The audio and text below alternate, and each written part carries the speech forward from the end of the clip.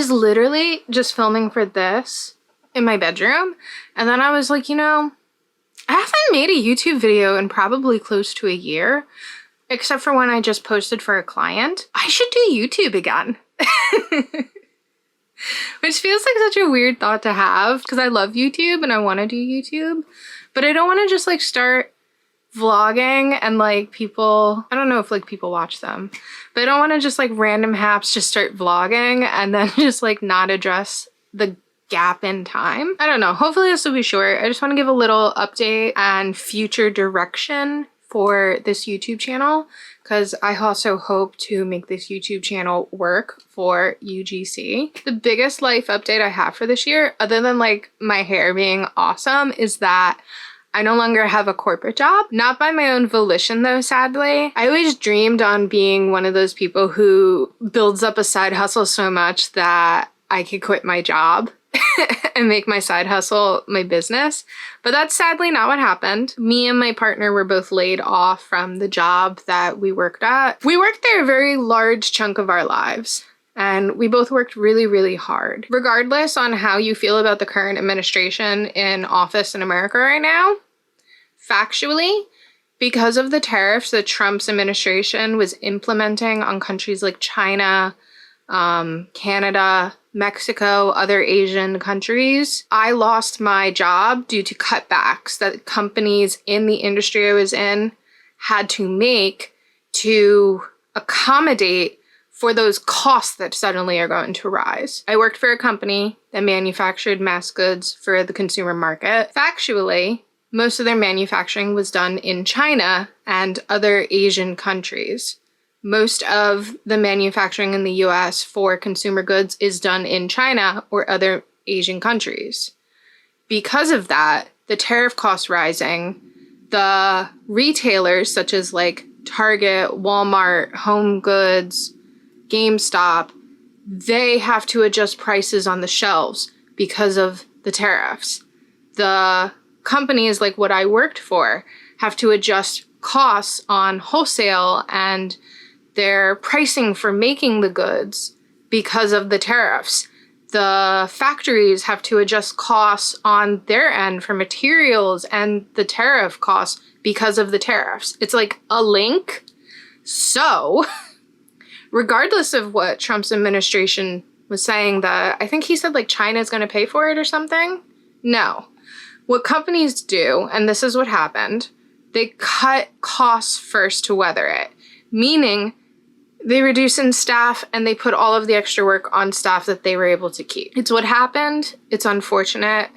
Myself, one of the people that was on my team, and my fiance, and people that I hired at the company, and other people I worked with for a long time lost their jobs because of the tariffs. And it wasn't just the company I worked at. A lot of people in the manufacturing industry were hit and lost their jobs because of the tariffs. So it's been weird. And people keep asking me like, are you okay? Are you upset? Blah, blah, blah, blah, blah. And I don't really feel anything. I take SSRI medication now because of anxiety and depression.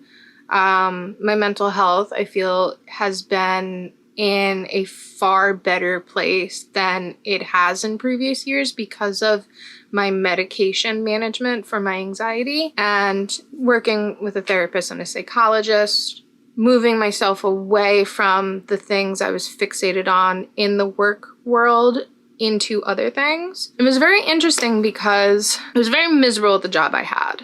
And I know I would like reflect that in videos and stuff I made online. I was looking to switch industries, all that. And I was just miserable. And in talking with professional help, I found that my misery wasn't so much about what I was doing, but that I wasn't working for myself. I don't like office culture. I just had a kid and like my life was changing and I really wanted to be more accessible to my kid and my interests and my family. So when I lost my job, it actually opened up opportunity, I feel, and I have been chasing that opportunity. I, for a year, was doing a hobby on the side by recommendation of my mental health counseling. because they felt I was putting too much of myself into something and just spinning around on a hamster wheel because there was no validation in what I was doing at my job. Nobody cared about what I was doing. My talents were not being utilized. I wasn't being creative. People were like, one big thing that I always struggled with was I was being told by upper management, I need to learn how to take accountability for things because I'm a manager. Not things that I did, not things that I could have changed. Just if something bad happens that is outside of my control, I need to say it's my fault and I'm so sorry. And I don't know if it's like my generation or what, but I just cannot get behind that. I kind of look like, if there's a problem, let's fix the problem. If the problem is outside of any staff, it's like maybe a system structure or a procedure or a process, or we need a new tool. Let's do that. Let's acknowledge that, do that, and fix that. Me and my partner would always make fun of this like circle of woes, where it's like every single manager would be like, it's my fault. No, it's my fault. I take responsibility. I'm so sorry. It's my fault. But nobody ever tried to actually fix the issues. And I hated that so much. So I moved my focus away from that toxic environment to something creative. And I love video editing. I've always loved video editing. I've always loved the creation of video and photography too. Let's not forget that. I always did YouTube. My bachelor's actually was in film and animation. I dreamed of working for a film studio, but they're all on the West Coast and my life just did not take me there. But my therapist was like, well, why don't you try just making fun videos and posting them online? Because you said that like you like to post videos. And I was like, yeah, I do.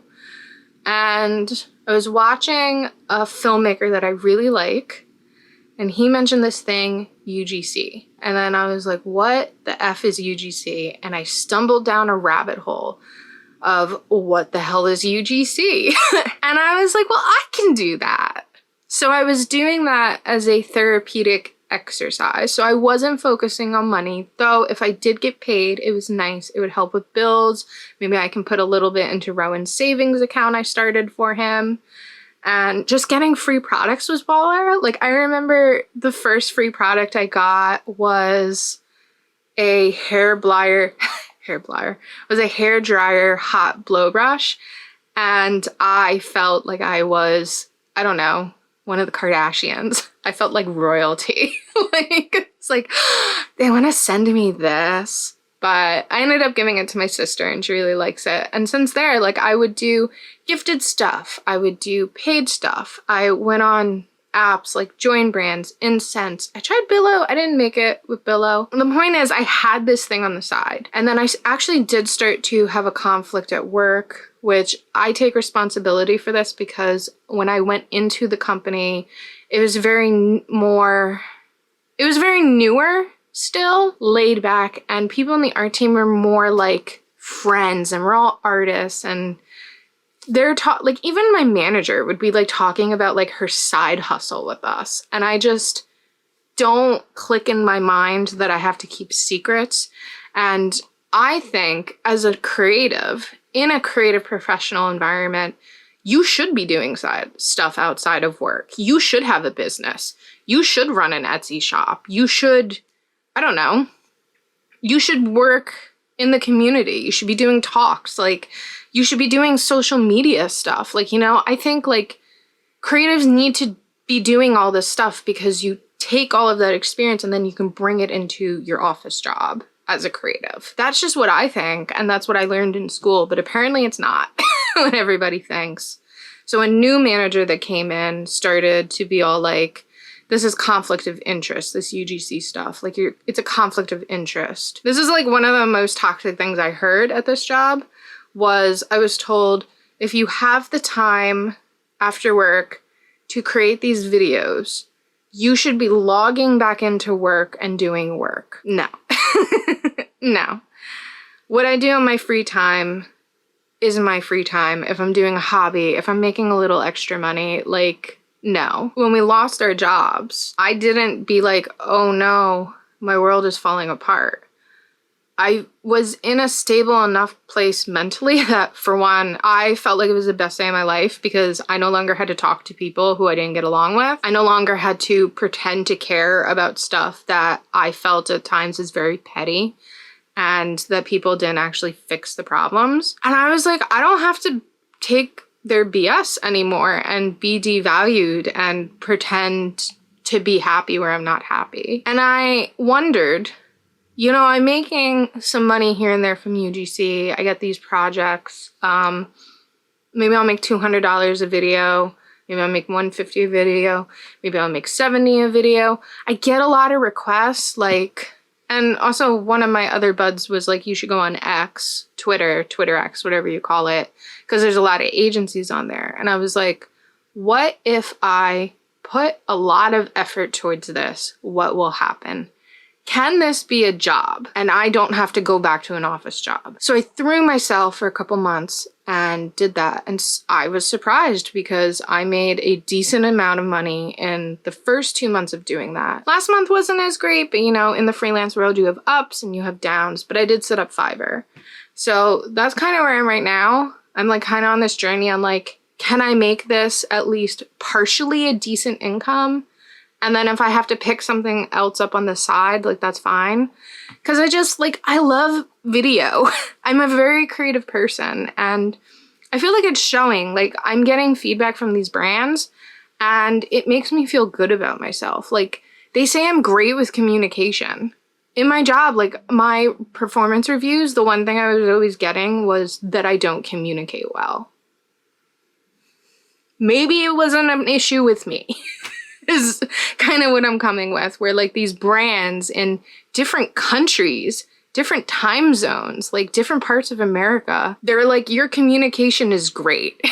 So it's really exciting. Like I'm having a lot of fun and I want to start focusing like vlogs and stuff on like what I'm doing with UGC and just like how my life is like now in a more stable place and like, you know, still what I'm doing and because like I always love the vlogs, like the behind the scenes and like different things. But yeah, I just wanted to like put that out there because it's like I was gonna make a packaging course and then I vanished. Oh, and the vanishing part wasn't entirely because of depression and anxiety.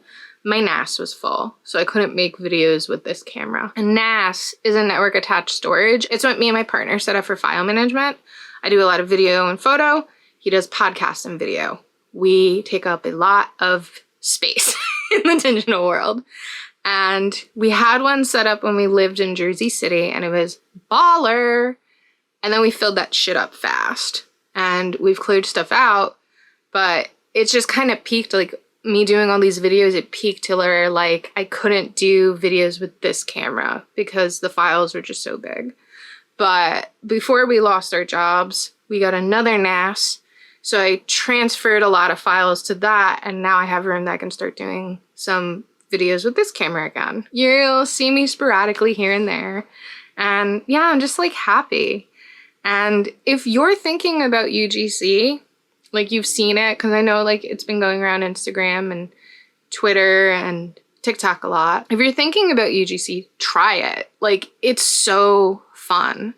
And even if it's not going to be like a full-time income for you, if it's just like a side thing, I think it's great. Like it builds confidence, it gives you something to do creatively, and it builds skills. So yeah, be on the lookout for any future videos as I here and there like put them. I've been putting a lot of shorts. That's like cross-posting stuff. So that's been easy. But yeah, I love you guys. And I'll see you next time. I've got a lot of editing to do for some clients tonight, so bye-bye.